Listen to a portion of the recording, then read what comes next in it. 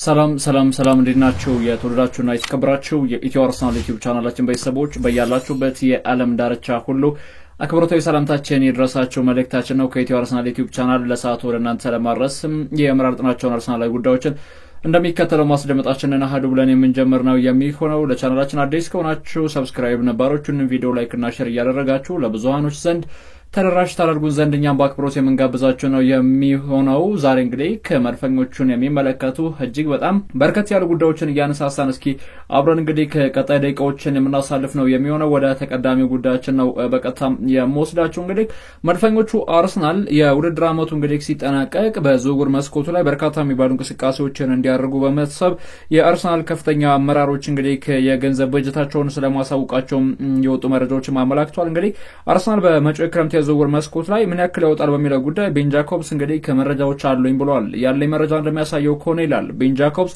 ታዲያ አርሰናል እንግዲህ በክረምት የዝውውር መስኮት እስከ 300 ሚሊዮን ፓውንድ አካባቢ ለዝውውር መበጀቱም እንደዚሁ ይፋ ተደርጓል። ይህ ማለት እንግዲህ ከ4 እና ከ5 በላይ ተጫዋቾችን ለማስፈረም እንግዲህ በዝውውር እንቅስቃሴው ለአርሰናል እጅግ አመርቂ ይሆናል። ማለትም እንግዲህ ያው ትልቅ ስም ያለውን ተጫዋች ወደ ቡድን ስብስቡ መቀላቀል የማይፈልግ ከሆነ ሚኬል አርቴታ በቁጥር ደረጃ የአቨሬጅ የሚባሉ ወይም አማተር የምንላቸውና እንደው ብቃታቸውን ከፍ አድርገው ማሳየት የሚችሉ ተጫዋቾችን ማሳደድ የሚችል ከሆነ ያንስል እንግዲህ ምናልባት እንደው ቃሉ ላይ ገልጸው ይችላል አማተር ያልኩበት መንገድና ይሄ በአውሮፓ ደረጃ እየተጫወቱ የሚገኙ በትልልቅ ክለቦች እንኳን ባይሆንም እንኳን በትልልቅ ለምሳሌ የኢስፓኞሉ ግብ ጠባቂ እንደ ሁዋን ጋርሻ አይነት ማለት ነው። በኢስፓኞል ነው የሚጫወተው፣ ነገር ግን ፖቴንሻል አለው፣ ትልቅ ደረጃ መድረስ ይችላል። ከዛም ውጭ እንደገና ደግሞ ሌሎችም ከኮንትራት ነፃ የሚሆኑ ተጫዋቾችንም ወደ ቡድን ስብስቡ በመቀላቀልም ቢሆን የአርሰናል እግር ኳስ ክለብ በክረምት የዝውውር መስኮት የነቃ የሚባል ተሳትፎ ለማድረግ አሁን ከምን ጊዜውም በላይ እንግዲህ ጫፍ ላይ የደረሰበት አጋጣሚ ተመልክተናል። የ300 ሚሊዮን እንግዲህ እንደ መረጃዎች ከሆነም ከተጫዋቾች ዝውውር ከሚገኝ ገንዘብ ውጪ ነው ተብሏል።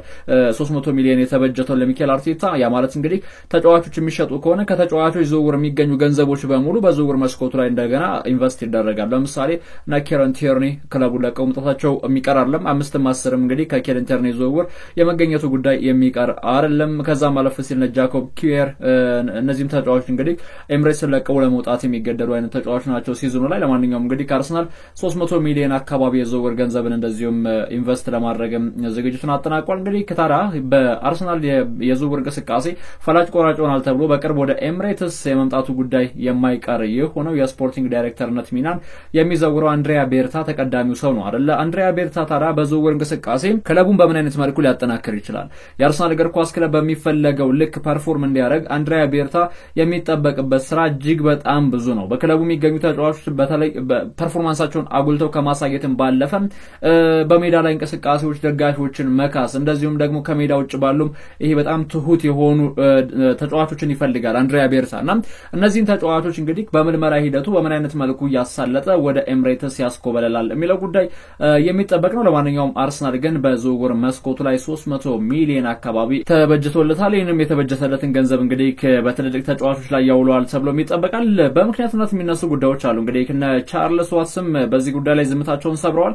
አርሰናል እንግዲህ 300 ሚሊዮን ፓውንድ ለክረምት የዝውውር መስኮት መመደቡንም ይፋ አድርገው ማርቲን ዙሙቤንዲና ብሩኖ ጊማሬሽን ወደ ቡድን ስብስቡ መቀላቀል በሚችልበት ጉዳይ አርሰናል እየሰራ ይገኛል የሚሉ ዘገባዎችንም አስነብበዋል። በእርግጥ ሁለቱን ተጫዋቾች በአንድ ላይ ወደ ቡድን ስብስቡ መቀላቀል ለአርሰናል እግር ኳስ ክለብ ነገሮችን ከባድ ያደርግበታል። ከዛ ውጪ ማርቲን ዙሙቤንዲ ወይም ብሩኖ ጊማሬሽን አንዳቸው ማግኘት በሚችሉበት ጉዳይ ግን ያን ያክል የሚያስቸግር አይደለም። ብሩኖ ጊማሬሽ አሁን ላይ ከአርሰናል ጋር ስሙ ሲገናኝ እንግዲህ የመጀመሪያው አይደለም። ከዚህ በፊት እጅግ በጣም በተደጋጋሚ ጊዜ ከአርሰናል ጋር ስሙ ሲያዝ ነበር። አንድሪያ ቤርታ ደግሞ ከዚህ በፊት እንግዲህ ይሄ ተጫዋችን የሚያደንቁት ወይም ደግሞ ጥሩ እድገትን እያሳየ ነው ብለው የሚያስቡት ተጫዋች ነው ብሩኖ ጊማሬሽ እና ይህንን ተጫዋች እንግዲህ ምናልባትም በማስፈረም ወይም ደግሞ የምልመላ ሂደትን በመከታተል ስራቸውን አሃዱ ብለው እንደጀመሩ የመረጃ ምንጮችም እያመላከቱ ነው። ሌላው ያው ከአርሰናል ጋር እንግዲህ ሲነሳ ተቀዳሚ ስም የሚጠራው የማርቲን ዙሙቤንዲ ጉዳይ ነው። ዙሙቤንዲ በዚህ ውድድር ዓመት ላይ እንግዲህ በተለይ በሪያል ሶሲዳድ ቤት ብዙሃኖች ምናልባትም የትራንትና የማንቸስተር ዩናይትድን እና የሪያል ሶሲዳድን ጨዋታ ከተመለከታቸው ማርቲን ዙቢሜንዲ ለምን በአርሰናል እንደሚፈልግ በደንብ ያሳየበት እንቅስቃሴ ነበር። ብዙ ጥሩ ነው ብዬ ለመናገር አይደለም በትላንትናው ጨዋታ በዩናይትድ ጨዋታ መራግብር ግን ደግሞ ኳሶችን ሲያቋርጥ የነበረበት መንገድ እንደዚሁም ደግሞ ኳሶችን ከኋላ መስርቶ ለመውጣት ጥረቶችን በሚያደርግበት እንቅስቃሴ ነፃነቱ ከኳስ ጋር ያለው ምቾት አስደናቂ ነበር። ማርቲን ዙቢሜንዲ ምናልባት እንግዲህ በክረምት የዝውውር መስኮት ወደ አርሰናል የሚያመራበት እድል እንግዲህ እጅግ በጣም ከፍተኛ ነው። አንድሪያ ቤርታም እንግዲህ ይህንን ጉዳይ ባጽኖት የሚመለከቱታል። ማርቲን ዙቢሜንዲ ወይስ እንደገና ብሩኖ ጊማሬሽ ከሁለት አንዳቸውን ቢያንስ ወደ ቡድን ስብስባቸው ቀላቅለው ከአጥቂ መስመር ሰላፊዎች በተሻለ መልኩ ደግሞ ቅድሚያ አማካይ መስመሩን ማጠናከር ይፈልጋሉ። አርሰናል በተለይ በአጥቂ መስመር ብቻ ሳይሆን አማካይ መስመር ላይ ክፍተት እንዳለበት ያምናሉ አንድሪያ ቤርታና እሳቸው እንግዲህ ወደ አርሰናል ሲመጡ በተለይ ክለቡን ለቀው ይወጣሉ ተብሎ የሚጠበቁ ተጫዋቾች አሉ አይደል? ከዚህ በፊት በተደጋጋሚ ወይም ደግሞ ብዙ ጊዜ ስለተናገርኩት በዝርዝር አልገባበትም። ጆርጂኒዮና ቶማስ ፓርቲ እነዚህ ሁለት ተጫዋቾች እንግዲህ የሚለቁ ከሆነ የአርሰናል እግር ኳስ ክለብ አማካይ መስመሩ ወንፊት ልንለው እንችላለን። የሚያፈስ አይነት በቃ የመከላከል ዞኑን ለማገዝ የሚችል አይነት ቡድን አይሆንም በእርግጠኛነት። ሚካኤል ሜሪኖና ዴክላን ራይስ እንደዚሁም ደግሞ ከዛ ማለፍ ሲል ማርቲን ኦዴጋርድን እያጣመረ በ3-4 ውድድር በእንግሊዝ ኤፍኤ ካፕ በካራቦ ካፕ እንደዚሁም ደግሞ ከዛ ማለፍ ሲል በፕሪሚየር ሊጉና በቻምፒየንስ ሊጉ መፎካከር አይቻልም። መጫወት ይቻላል ግን መፎካከር አይቻልም። ችግሩ ይሄ ነው። ስለዚህ ስኳድ ዴፕዝ ማስፋት መቻል አለበት። ጆርጂኒዮና ቶማስ ፓርቲ የሚለቁ ከሆነ አርሰናል ማርቲን ዙቢሜንዲንና ብሩኖ ጊማሬሽን ሁለቱም በአንድነት ወደ ቡድን ስብስቡ መቀላቀል ይፈልጋል። በርግጥ አሁን ላይ እንግዲህ አርሰናል በክረምት የዝውውር መስኮት ባለፈው ክረምት ማለት ነው ከክለቡ ያሰናበታቸው ተጫዋቾችም በብዙ መልኩ የሚያንገበግብ ናቸው አይደለ? ያ ማለት ምን ማለት መሰላችሁ? አሁን አርሰናልን ይጠቅማሉ አይጠቅሙም አይደለም። ስኳድን ከማስፋት አንፃር ስትመለከቱት ለምሳሌ እነ ስሚዝሮ እና ፋቢዮ ቪዬራ በአማካይ መስመሩ ላይ መልቀቃቸው ምናልባት በቀጣይ በሚደረጉ የቡድናዊ መዋቅር ደረጃ እንደ ትልቅ ችግር የሚነሳሉ። ከውሰት ውል እንግዲህ ከአንዳንድ ተጫዋቾችም ጥሪ ተደርጎላቸው በፕሪሲዝን በክለቡ ቆይታ ካደረጉ በኋላ በድጋሚ በውሰት ይሰጡ ወይስ ይሸጡ የሚሉ ጉዳዮችም ከመወሰናቸው በፊት አንድሪያ ቤርታ ስለ ተጫዋቾቹ እንቅስቃሴዎችን ማጥናት ይፈልጋል የሚሉ ሀሳቦች ተነስተዋል። ለማንኛውም እንግዲህ ከሚኬል አርቴታ ቡድኑ እንዲጠናከርለት ይፈልጋል። ስለዚህ ቡድኑ እንዲጠናከርለት ከተፈለገ ደግሞ በርካታ ገንዘቦች መበጀት አለባቸው። 300 ሚሊዮን ተበጀ ተወልታል። አሁን ባንድ ዝውውር ከተጫዋቾች ዝውውርም ደግሞ ተጨማሪ ገንዘቦችን አግኝቶ 400 ሚሊዮን ፓውንድ እንደምንም ቢሞላ በ400 ሚሊዮን ፓውንድ አርሰናል በአንድ የዝውውር መስኮት በጣም በርካታ ተጫዋቾችን ማንጣት ይችላል። በጣም በርካታ ተጫዋቾችን ስቲል 100 አድርጋችሁ ብታስቡት አራት ተጫዋቾችን ማንጣት የሚችልበት አጋጣሚ አለና በአርሰናል የዝውውር ኢላማ ውስጥ ደግሞ ሌላው በጣም በሚያስገርም መልኩ የነ ሌሮይ ሳኔ መግባት ደግሞ አስገራሚ ነው። ሌሮይ ሳኔ በዚህ ውድድር ዓመት ላይ በባየር ሙኒክ ቤት ያለው ኮንትራት ሰኔ 30 ላይ ይጠናቀቃል። ሰኔ 30 ከባየር ሙኒክ ጋር ያለው ኮንትራት ሲጠናቀቅ ሌሮይ ሳኔ ከዚህ በፊት እንግዲህ በማንቸስተር ሲቲ ቤት ከፔፕ ጓርዲዮላ ቡድን ጋራ አንድ ላይ በሚሰሩበት ጊዜ ሚኬል አርቴታና ጓርዲዮላ ሌሮይ ሳኔን ያውቀዋል። ስለዚህ ሌሮይ ሳኔን ወደ ቡድን ስብስቡ ለማምጣት አሁንም ቢሆን የአርሰናል እግር ኳስ ክለብ ከውል ነፃ ሲሆን ተጫዋቹን ማስፈረም በሚችሉበት ጉዳይ ከተጫዋቹ ጋራ እየተነጋገሩ ይገኛሉ የሚሉ በርካታ ዘገባዎችም ከወደ ሀገረ ጀርመን የተሰሙ ነው የሚገኘውና ሌሮይ ሳኔ በርግጥ አንዳንዴ ተጫዋቹ ምናልባት በማንቸስተር ሲቲ ቤት በነበረባቸው ጊዜያቶች ብዙ እናነሳቸው ችግሮች ሊኖሩበት ይችላሉ። ተጫዋቹ እንደገና ቲም ወርክ ላይ ደካማ ነው ብዙ የሚሰነዘሩ ሀሳቦችን እኔ ተመልክቻለሁ የሌሮይ ሳኔ ጉዳይ። ነገር ግን በአርሰናል ቤት አሁን ላይ እኔ ሌሮይ ሳኔን አልፈልግም ማለት አይቻልም። ምንም ጥያቄ የለውም። አርሰናል በዚህ ሰዓት ላይ የቡድን ስብስቡን ስትመለከቱት በሚያስገርም መልኩ በፕሪሚየር ሊጉ ስስ ስኳድ ዴፕዝ ካላቸው ቡድኖች መካከል አንደኛው ነው። በዚህ ዓመት ደግሞ 29 ዓመቱ ላይ የሚገኘው ሌሮይ ሳኔ በ34 ጨዋታ 8 ጎሎችን አስቆጥሮ 4 ለጎል የሆኑ ኳሶችን አመቻችቶ አቀብሏል። እንግዲህ ኮንትራቱ መቼ ይጠናቀቃል? ቀደም ሲል እንደነገርኳችሁ ሰኔ 30 ላይ ጁን 30 ላይ ይጠናቀቃል የተጫዋቹ ኮንትራትና ባየር ሙኒክ ይህንን ተጫዋች እንግዲህ በ49 ሚሊዮን ነበር ያስፈረሙት። በእርግጥ ማንቸስተር ሲቲ 52 አውጥቶ አስፈረመው። ከዛ በኋላ 3 ሚሊዮን ከስሮ በድጋሚ ለባየር ሙኒክ ተጫዋቹን ሸኝተውታልና በሻልክ 04 እና በባየር ሙኒክ በማንቸስተር ሲቲ ቤት የምናውቀው ሌሮይ ሳኔ በቀጣይ እንግዲህ መዳረሻው ወደ ፕሪሚየር ሊጉ ክለብ አርሰናል የመሆኑ ጉዳይ የሚቀር እየመሰለ አይደለም የሚገኘው። በማንቸስተር ሲቲ ቤት የ4 ዓመታትን ቆይታ አድርጓል። በ4 ዓመት ቆይታ እንግዲህ ከጥሩ የሚባሉ ስታቶችን ማስመዝገብ የቻለበት አጋጣሚ አለ። የጀርመናዊ ተጫዋች እንግዲህ ከሃቨርት ጋራ በድጋሚ በአርሰናል ቤት ልንመለከታቸው እንችላለን የሚሉ ሀሳቦችም ተነስተዋል። ሌላኛው ትናንትና እንግዲህ በኤሮፓ ሊግ ጨዋታ አስደናቂ ብቃቱን ሲያሳይ የነበረው ኒኮ ዊሊያምስ ነው። ኒኮ ዊሊያምስ ምናልባትም እንግዲህ በባርሴሎና በጥብቅ ይፈለግ እንጂ ተጫዋቹን አርሰናሎችን ቢሆኑ ያደንቁታል፣ አርሰናሎች ይወዱታል። ተጫዋቹን ቢሆን ባርሴሎና መቀላቀል የማይችል ከሆነ እንኳን ፊርማው ማስቀመጥ ይፈልጋል የሚባለው እንግዲህ ለአርሰናል ነው። ተጫዋቹ ከዚህ በፊት አንድ አስተያየት ሰጥቶ ነበር። ዊልፍሬድ ዛሃን ታስታውሱታላችሁ አይደለ? በክሪስታል ፓላስ ቤት አስደናቂ ዓመታትን አሳልፎ ነበር ዊልፍሬድ ዛሃና የዛሃን የጸጉር ስታይል እንደዚሁም ደግሞ የሱን አጫወት መከተል ለኔ ያስደስተኛል ሌላል ኒኮ ዊሊያምስና በእርግጥም በፕሪሚየር ሊጉ በአርሰናል ቤት ኒኮ ዊሊያምስን ማስፈረም የሚችሉበት እድል አለ። ነገር ግን ለተጫዋቹ ዝውውር ከ50 በጣም በዛ ቢባል እስከ 70 ሚሊዮን ፓውንድ አካባቢ ብቻ ነው የሚያወጡት አርሰናልና ይህንን ተጫዋች እንግዲህ ወደ ቡድን ስብስባቸው ለመቀላቀል አንዳንድ የመረጃ ምንጮች እንደውም 42 ሚሊዮን ፓውንድ የውል ማፍረሻ አለው የሚሉ ዘገባዎችንም ያጋሩ ያስመለከቱን ይገኛሉና ይህን ተጫዋች እንግዲህ ወደ ቡድን ስብስባቸው መቀላቀል በሚችሉበት ጉዳይ የአርሰናል ከፍተኛ አመራሮች ጠንካራ የሚባሉ ስራዎችንም እየሰሩ ይገኛሉ የሚሉ መረጃዎችን ተመለከትኩኝ። ቶማስ ቱሄል የእንግሊዝ ብሔራዊ ቡድን ዋና አሰልጣኝ ለተጫዋቾች ጥሪ አድርገዋል። እንግዲህ የእንግሊዝ ብሔራዊ ቡድን በፊፋ ወርልድ ካፕ የሚያደርጉትን የጨዋታ መርሃ ግብር ከላትቪያና ከአልቤኒያ ብሔራዊ ቡድን ጋር የጨዋታ መርሃ ግብራቸውን ያደርጋሉ። በዚህም እንግዲህ በአርሰናል ቤት የምናውቃቸው ተጫዋቾች በእንግሊዝ ብሔራዊ ቡድን ጥሪ ቀርቦላቸዋል። በመከላከል ዞኑ ላይ ሉዊስ ስኬሊ እንግዲህ በእንግሊዝ ብሔራዊ ቡድን በሶስቱ አናብስት ጥሪ የደረሰው ወይም ደግሞ ጥሪ የቀረበለትም ተጫዋችም ሆኗል። እንግዲህ የተጫዋች በተለይ ሉዊስ ስኬሊ በውድድር ዓመቱ ላይ እንግዲህ በአርሰናል ቤት እያሳየ የሚገኘው እንቅስቃሴ በጣም አስገራሚ ሆኗል። አስገራሚ ብሎ አስደናቂ ከሚባሉ እንግሊዛውያን ተጫዋቾች መካከል አንደኛው ሆኗል። በጣም ከእድሜው በላይ ስራዎችን እየሰራ የሚገኝ ተጫዋች ነው። እንደ 18 ዓመት ተጫዋች አይደለም አክት የሚያደርገው። ሜዳ ውስጥ ያላቸው እንቅስቃሴ ለቲሙ ተጋዳይ የሚባል አይነት ተጫዋች ነው። ሜለስ አንቶኒ ሉዊስ ስኬሊ ቀጣይ እንግዲህ ሶስቱ አናብስትንም ይቀላቀላል። በእንግሊዝ ብሔራዊ ቡድን እንግዲህ በቶማስ ቱሄል አማካኝነት ጥሪ ቀርቦለታል። ከዚህ በፊት በእንግሊዝ ብሔራዊ ቡድን በተለይ ለዋና ብሔራዊ ቡድን ጨዋታዎችን አላደረገም ነበር። በወጣት ቡድን ደረጃ ነበር ለእንግሊዝ ብሔራዊ ቡድን ጨዋታዎችንም ማድረግ የቻለበት አጋጣሚ ከ17 ዓመትና እንደዚሁም ደግሞ ከ19 ዓመት በታች ብሔራዊ ቡድንን ወክሎ ጨዋታዎችን ያደረገበት አጋጣሚ እንደነበር ይታወቃል። በተለይ ከ17 ዓመት በታች በ2023 ሁለት ጎሎችን አሲስት አድርጎ አንድ ጎል አስቆጥሮ የወጣበት አጋጣሚ እንደነበር ይታወቃል። አሁን ላይ እንግዲህ በእንግሊዝ ብሔራዊ ቡድን በተለይ ከ19 ዓመት በታች ብሔራዊ ቡድን ጥሩ የሚባሉ ጊዜያቶችን ማሳለፍ የቻለ ተጫዋች ነው። ከዛም ወደ አርሰናል ዋና ቡድን ስንመጣ በአርሰናል ዋና ቡድን ጥሩ እንቅስቃሴዎችን አድርጓል። አሁን ግን የእንግሊዝ ብሔራዊ ቡድን ጊዜያውን ነው፣ ስለዚህ ለሶስቱ አናብስት ጥሪ ያስፈልጋል ተብሎ ጥሪ ቀርቦለታል። በዚህም እንግዲህ አርሰናል በነገራችን ላይ ያው በግብ ጠባቂ ቦታ ላይ እንደሚታወቀው የቀድሞ አርሰናል ግብ ጠባቂ ራምስዴል ተጣርተዋል። ነገር ግን በመከላከል ዞኑ ላይ አርሰናል ብዙ ጊዜ ተከላካዮችን ሲያስመርጥ ለእንግሊዝ ብሔራዊ ቡድን እየተመለከትን አይደለም። ሉዊስ ስኬሊ አሁን ላይ ግን ምናልባት ይህንን ችግር የመቅረፉ ጉዳይ የሚቀር እየመሰለ የሚገኘው በአማካይ መስመሩ ላይ እንደዚሁም ደግሞ ዴክላን ራይስ ጥሪ የደረሰው ተጫዋች ነው። እንግሊዝ ከአልቤኒያና ከላትቪያ በምታደርገው የጨዋታ መርሃ ግብር እንግዲህ የመድፈኞቹ ተጫዋቾችም በሶስቱ አናብስት በቶማስ ቱሄል ስር እንግዲህ የሚሰለጥኑ ነው የሚሆነው። ቶማስ ቱሄል በነገራችን ላይ ስለ ሉዊስ ስኬሊ እርሱ እጅግ አስደናቂ ተጫዋች ነው። ሌላ ምንም ቃላቶችን ማባከል ሌላ ምንም ቃላቶችን መሰንዘር አይጠበቅብኝም። ተጫዋቹ በጣም አስደናቂ ነው፣ እድገቱ አስገራሚ ነው የሚል አስተያየትን እንደዚሁም የሰጠበትን ጉዳይ አለ። ሌላው የቡካዮ ሳካ ጉዳይ ነው። ቡካዮ ሳካ እንግዲህ ከኢንተርናሽናል ብሬክ በኋላ ኤፕሪል 1 አርሰናል ከፉላም ጋር የጨዋታ መርሃ ግብሩን ያከናውናል። በዚህ የጨዋታ መርሃ ግብር እንግዲህ የአርሰናል እግር ኳስ ክለብ በሚያደርገው የጨዋታ እንቅስቃሴ ቡካዮ ሳካ በጨዋታው ላይ ይሳተፋል።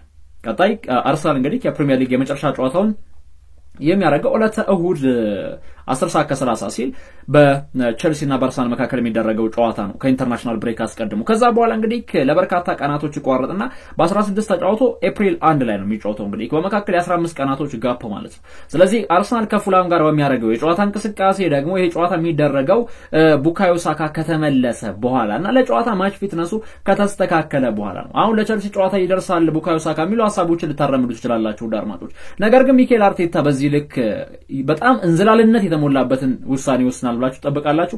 ቡካዮ ሳካ ከዚህ በፊት ሚኬል አርቴታ እንዳስተያየት ሰጥቶ ነበር። ሳካ በቶሎ ወደ ሜዳ ቢመለስም እንኳን በቂ ማገገሚያ ጊዜ ልንሰጠው በቂ እረፍት ልንሰጠው የሚገባ ተጫዋች ነው ብሏል። ስለዚህ ቀጣዮቹ 15 ቀናቶች እንግዲህ ለቡካዮ ሳካ የማገገሚያ ቀኖች ናቸው የሚሆኑት። በ30ኛ ሳምንት ጨዋታ ከፉላም ጋር የሚያደርጉት የጨዋታ እንቅስቃሴ የጨዋታ እንግዲህ በእርግጥም ብዙ ትርጓሜ የሚሰጠው ጨዋታ ቢሆንም እንኳን ለአርሰናል እንግዲህ በዋንጫ ፍክክር ውስጥ ለመቆየት ወይም ደግሞ በቻምፒየንስ ሊግ ተሳታፊነቱን ለማረጋገጥ በሚሉ ደጋፊዎች በሁለት ጎራ ተከፍለው የሚያደርጉት ጨዋታ ቢሆንም እንኳን በአርሰናል የቡድን ስብስብ ውስጥ እንግዲህ የፉላሙን ጨዋታ ያደርጋል። ከዛ በኋላ እንግዲህ ይመጣሉ አይደል ከፉላም ጋር ተጫውቶ ከኤቨርተን ጋር ከዛ በኤምሬትስ ስቴዲየም ኤፕሪል 8 ከሪያል ማድሪድ ጋር የአውሮፓ ቻምፒየንስ ሊግ ተጠባቂ ጨዋታ አለበት አርሰናል። ለዚህ ጨዋታ እንግዲህ ቡካዮ ሳካ 100% ዝግጁ ይሆናል ማለት ነው። ሚኬል አርቴታም እንግዲህ ለቡካዮ ሳካ በቂ ረፍት ጊዜያቶችን በመስጠት ወደ ሜዳ ሲመለስ የምናቀውን ልዩነት ፈጣሪውን አስደናቂውን ቡካዮ ሳካን ለማስመልከት ጥረቶችንም ያደርጋል። ሚኬል አርቴታ ከቻምፒየንስ ሊግ ጋር በተገናኘ እንግዲህ አንድ አስተያየትን ሰጥቷል። በተለይ ሪያል ማድሪድን መርታት ትችላላችሁ የሚል ጥያቄ ቀርቦለት ነበር። ምንም ነገር ቢሆን እንግዲህ በጨዋታው ላይ እኛ እናሸንፋለን ብለን ነው ወደ ሜዳ የምንገባው። ተጫዋቾች ኃላፊነትን ይወስዳሉ። በሜዳ ላይ በሚያደርጉት እንቅስቃሴ ጥሩ የሚባል ሂደትን ይከተላሉ። በተለይ የመጨረሻ ጨዋታው ላይ እንግዲህ ካለም በፒኤስቪ ጨዋታ 2 ጎሎችን ያስተናገርንበት መንገድን እኔ አልወደድኩትም ማለት። ነገር ግን እነዚህ ችግሮቻችንን ቀርፈን በቀጣይ ጨዋታ መርሃ ግብር የተሻለውን አርሰናልን አሳይተን ሪያል ማድሪድን ጥለን ማለፍ የምንችልበት እድል አለ። ሪያል ማድሪድ እኮ በአትሌቲኮ ማድሪድ ጥሩ የሚባል ፈተና ተፈትኖ በፍጹም ቅጣት ምት ነው ወደ ቀጣዩ ዙር ያለፈው። ስለዚህ እኛ አሁንም ቢሆን በቀጣይ ጨዋታ እንቅስቃሴዎች ልዩነቶችን መፍጠር መቻል አለብን የሚል ሐሳብን ሰጥቷል። ቴሪ ሄንሪ ደግሞ አያይዞ ቻምፒየንስ ሊጉን ስለመብላት እንግዲህ ተጠይቆ ነበርና በእግር ኳስ ብዙ የማይታዩ ድጋሚ ማለት ነው የማይታሰቡ ነገሮችን አይተናል። ለምሳሌ 2004 ላይ ግሪክ የዩሮ ውድድርን ያሸነፈችበት፣ ሌስተር ሲቲ የእንግሊዝ ፕሪሚየር ሊግን 2016 ላይ ሻምፒዮን የሆነበት እነዚህን ጊዜያቶች ስታስቡ ታዲያ ለምንድነው አርሰናል ዘንድሮ የአውሮፓ ቻምፒየንስ ሊግ ዋንጫን ያሳካል ብላችሁ ለመናገር የሚያስፈራችሁ የሚል ሐሳብን ሰጥቷልና እንግዲህ በቀጣይ የአርሰናል እግር ኳስ ክለብ እውነት የአውሮፓ ቻምፒየንስ ሊግ የዋንጫ ባለቤት ለመሆን ዝግጁ የሆነ ቲም ነው። ሪያል ማድሪድንስ ማሸነፍ የሚችል ቡድን ነው። ትልልቅ ጨዋታዎች በተለይ የቻምፒየንስ ሊግ አይደንቲቲ ያለውን ሪያል ማድሪድ ማሸነፍ ይችላል የሚለው ጉዳይ ብዙዎችን እንግዲህ ከጥያቄ እንዲጠይቁ ያደረገ ቢሆንም እንኳን በቀጣይ የሁለቱ ቡድኖች ጨዋታ እንቅስቃሴ እንግዲህ ኤፕሪል 8 በኤምሬትስ የመጀመሪያው ጨዋታ፣ ሁለተኛው የመልስ ጨዋታ ደግሞ ከ8 ቀናት በኋላ በሪያል ማድሪድ ሜዳ ሳንቲያጎ በርናቡ ላይ የሚደረግ ጨዋታ ነው። በርግጥ እንደ አርሰናል ኤፕሪል ላይ የተጨናነቀ መርሃ ግብር የሚያደርግ ክለብ የለም። 7 የጨዋታ መርሃ ግብሮችን ኤፕሪል ወር ላይ ያደርጋል። እንግዲህ ከኤፕሪል 1 እስከ ኤፕሪል 26 በእነዚህ ከ26 ቀናቶች ውስጥ አርሰናል 7 ጨዋታዎችን ያደርጋል። በየሳምንቱ እንግዲህ የጨዋታ መርሃ ግብሮችን ያደርጋል። ለምሳሌ ከፉልሃም ጋር ኤፕሪል 1 ተጫውቶ በ5 ከ4 ቀን ረፍት በኋላ ከኤቨርተን ጋር ይጫወታል። ከ3 ቀን ረፍት በኋላ ከሪያል ማድሪድ ጋር ይጫወታል። ከዛ እንደገና ደግሞ ከ4 ቀን ረፍት በኋላ ከብሬንፎርድ ጋር ተጫውቶ አሁን በድጋሚ ከ4 ቀን ረፍት በኋላ ከሪያል ማድሪድ ጋር የመልስ ጨዋታ ያደርጋል። በየ4 ቀኑ በጣም ሰፊ ጋፕ የሚባሉ አድማጮች ከኢፕስዊች ታውን ጋር ተጫውቶ ከክሪስታል ፓላስ ጋር የሚጫወትበት የ6 ቀን ጋፕ ነው። በአርሰናል እንግዲህ በቀጣይ ወር በኤፕሪል ወር እንግዲህ የሚጠበቁ የጨዋታ መርሃ ግብሮች ማለት ነው። የዚህ ወር ኦልሬዲ አንድ ጌም ብቻ ነው የሚቀረው ከቸልሲ ጋር የሚያደርጉ ጨዋታ።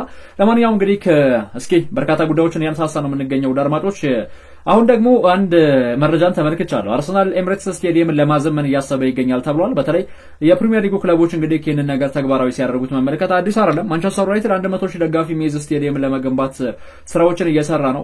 ሌሎችም ክለቦች ኤቨርተንም ቀጣይ ዓመት እንግዲህ በአዲሱ ስቴዲየማቸው ነው የሚጫወቱት። ስለዚህ የአርሰናል እግር ኳስ ክለብ ደግሞ ኤምሬትስን በማዘመን ከስነ ህንጻ ድርጅቶች ጋር ንግግሮችንም አድርገዋል። በዚህም እንግዲህ ምናልባትም የአርሰናል እግር ኳስ ክለብ ስቴዲየሙን በማስፋት የገንዘብ ገቢያቸው ለመጨመር ማስበው እየተንቀሳቀሱ ይገኛሉ የሚሉ ሐሳቦችም ተነስተዋል። ምናልባት እንግዲህ በተለይ ከተለያዩ አበዳሪ ተቋማቶች ብድርን የሚያገኙ ከሆነ ነስታን ክሮንኬ የኤምሬትስ ስቴዲየምን የማስፋፋቱን ጉዳይ አሁንም ቢሆን ችላ የሚሉትና ጊዜ የሚሰጡት ጉዳይ አይደለም፣ በቶሎ ወደ እንደዚህ አይነት ስራዎች ሊገቡ የሚችሉባቸው አጋጣሚዎች አሉ የሚሉ ዘገቦችንም እያስመለከተ ነው የሚገኘው። ኤምሬትስ ስቴዲየም እንግዲህ ምናልባት የማስፋፊያ ስራዎችም የሚደረግለት ከሆነ በቀጣይ እንግዲህ ብዙ ታሪኮች የሚጻፉበት ስቴዲየም ይሆናል ተብሎ ይጠበቃል። ለማንኛውም እንግዲህ በመጨረሻ እስኪ ወደ እናንተ የምናደርሰው ያው ከአርሰናል ጋር ከተገናኘ እንግዲህ ያው አጥቂ መስመር ሰላፊ ተጫዋቾች ብዙ ጊዜ ስማቸው ከአርሰናል ጋር ይገናኛልና አንድ የዝውውር መረጃን እስኪ ልንገራችሁና የማጠናቀቅ ነው የሚሆነው። የአርሰናል እግር ኳስ ክለብ እንግዲህ በማጥቃት ዞን ላይ የተሻሉ የሚባሉ ሂደቶችን ለመከተል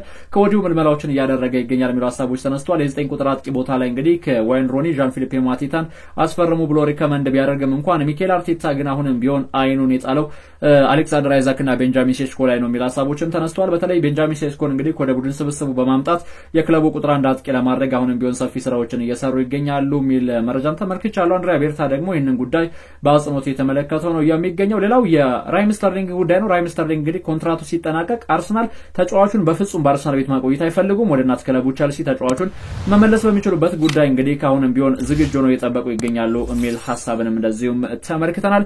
ወደ ተከበራችሁ የኢትዮ አርሰናል ዩቲዩብ ቻናላችን ቤተሰቦች እንግዲህ ለሰዓቱ ወደ እናንተ ያደረስናቸው አጫጭር አርሰናላዊ ጉዳዮቻችን ያደመጣችኋቸውን በሚመስሉ መልኩ አገባደርን። ለቻናላችን አዲስ ከሆናችሁ ሰብስክራይብ ማድረጋችሁ እንዳዘነጉ መልእክታችን ነው። የአብሮነት ቆይታችንን አብራችሁን ላሳለፋችሁ ከልብ እናመሰግናለን። በሌላ አርሰናላዊ ጉዳይ ተመልሰን እስከምንገናኝ ሰላማችሁ በዘት ይበል።